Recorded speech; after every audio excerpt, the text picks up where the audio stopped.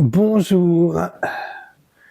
Alors aujourd'hui, je vais lire des extraits d'un livre assez étonnant, d'un type qui a été rabbin, qui ne l'est plus, si j'ai bien compris du moins.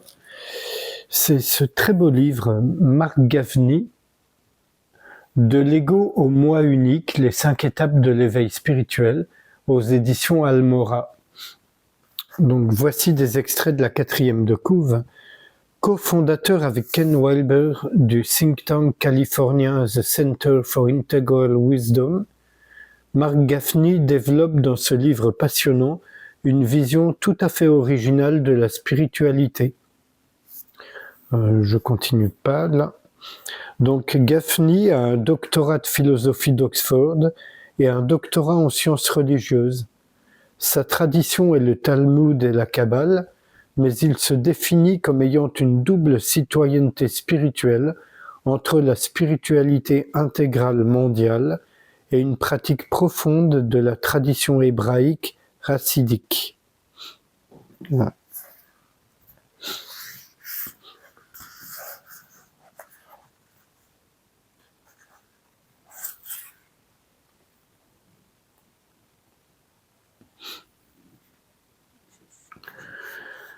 Ce livre entend dévoiler l'enseignement du moi unique. Qu'est-ce que votre moi unique? Tout ça avec des majuscules. Le moi unique est l'expression individualisée de l'amour-intelligence, qui vit en tant que vous-même.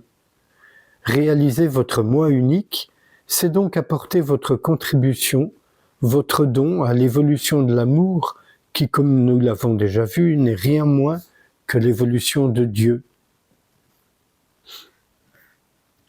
Qu'entendons-nous par moi unique?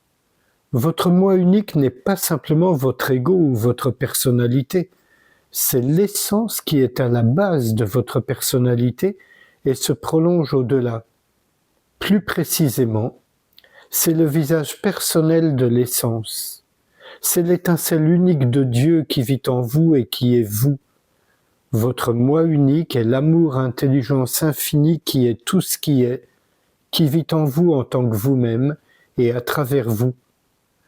Plus votre niveau de conscience est élevé, plus complète est votre capacité à réaliser votre moi unique.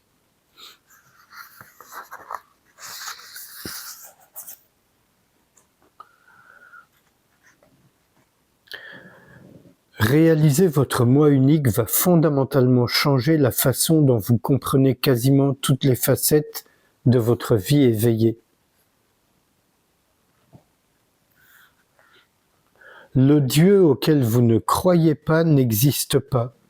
Par Dieu, je veux dire tout ce qui est, en majuscule, dans toutes ses facettes personnelles et infinies, l'amour-beauté qui a initié, qui anime tout ce qui est. Cet amour-beauté veut voir avec vos yeux, toucher avec vos mains et aimer avec votre cœur. Le grand cœur, le Tao, le très grand, l'esprit universel, peu importe le nom qu'on lui donne, veut s'incarner en chacun de nous et exprimer son être le plus complet. Pour ce faire, vous devez être disposé à entendre l'appel de l'impulsion évolutionnaire du cosmos qui pulse personnellement en vous et que vous incarnez. Vous êtes le Verbe de Dieu. Quand je vis mon moi unique, alors Dieu fait l'expérience d'être Marc. Pas moi, l'auteur, Marc Gavny. Mais c'est pareil. Quand mon fils aîné vit son moi unique, alors Dieu fait l'expérience d'être Eitan. Il en va de même pour vous. Lorsque vous vivez votre moi unique, alors Dieu fait l'expérience d'être vous. Dieu est dévasté quand Marc, au lieu de vivre la grande histoire mythique de Marc, essaie d'être John ou Rob.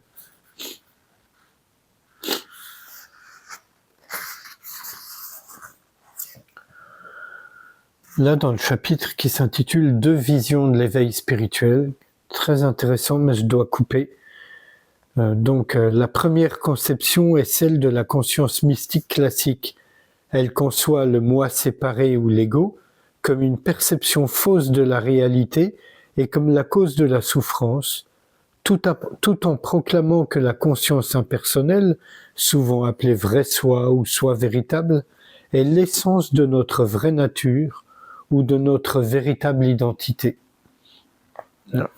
La seconde acception du soi soutient presque la thèse opposée. Cet enseignement, qui s'est développé en Occident durant l'âge dit des Lumières, au milieu du XVIIIe siècle, affirme que votre moi personnel, séparé, votre identité en tant qu'individu distinct, est votre nature essentielle. Cette idée est considérée, par les penseurs des Lumières, tels que Hobbes, Locke, Rousseau, comme le fondement de tous les droits et de toutes les responsabilités de l'homme. L'idée que le soi soit ce grand être impersonnel comme le suggère le mysticisme est soit ignorée, soit rejetée et considérée comme non pertinente, voire immorale, dans la conception des Lumières. Et comme la compréhension non duelle du soi, la conception des Lumières est vraie, quoique partielle. La reconnaissance du moi unique inclut et transcende les conceptions à la fois vraies mais partielles de ces deux visions de l'éveil, et pour la première fois dans l'histoire de la conscience, permet une acceptation intégrale et plus élevée de chacune d'elles.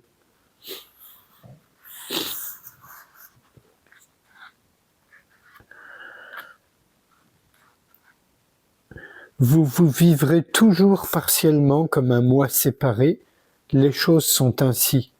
Si tel n'était pas le cas, vous seriez psychotique ou déséquilibré. Ce que vous devez transcender, par contre, c'est votre identification exclusive à ce moi séparé égotique, car c'est votre sentiment de n'être qu'un ego isolé dans son enveloppe de peau qui crée la sensation de suffocation, de peur et de grisaille que vous prenez pour votre vie.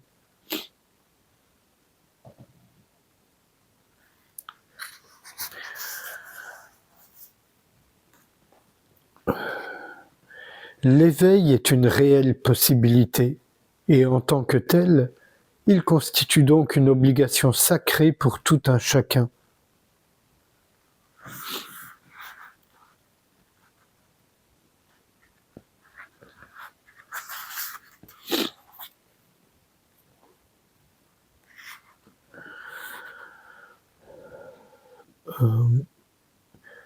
L'éveil du moi unique enseigne comment perdre son moi, le petit, au niveau de l'ego, dans le but de se réapproprier un moi supérieur, plus profond, au niveau du moi unique.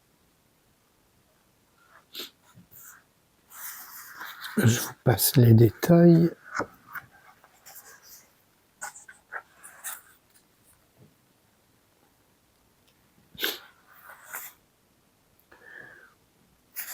L'être humain n'a qu'un seul vrai choix possible. Vivre depuis le moi unique plutôt que seulement depuis l'ego. Tous les autres choix découlent de ce point charnière dans la vie d'un homme. Vous avez le choix de vous identifier à votre moi unique plutôt qu'à votre ego. C'est le miracle du sens dont dépend le cosmos entier. Emerson a dit « L'amour est l'univers qui pousse un oui de joie quand nos noms sont appelés. »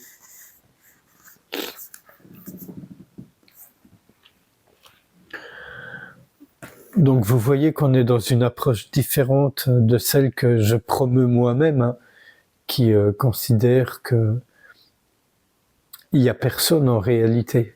Parce que quand je dis il n'y a personne, je parle de l'absence d'ego pour agir. Mais c'est pas l'absence de moi. Il y a forcément moi, mais pas le moi égoïque et du coup égocentré. C'est vraiment un livre intéressant, je le dis comme ça. Je ne sais pas s'il est toujours disponible, il est en français de 2017. Sans réfléchir à ce qui vient d'être dit et lu, pardonnez-moi, je vous invite à passer un moment en silence avec moi, sans rien faire, sans rien chercher. Juste ne pas écouter la voix de l'ego,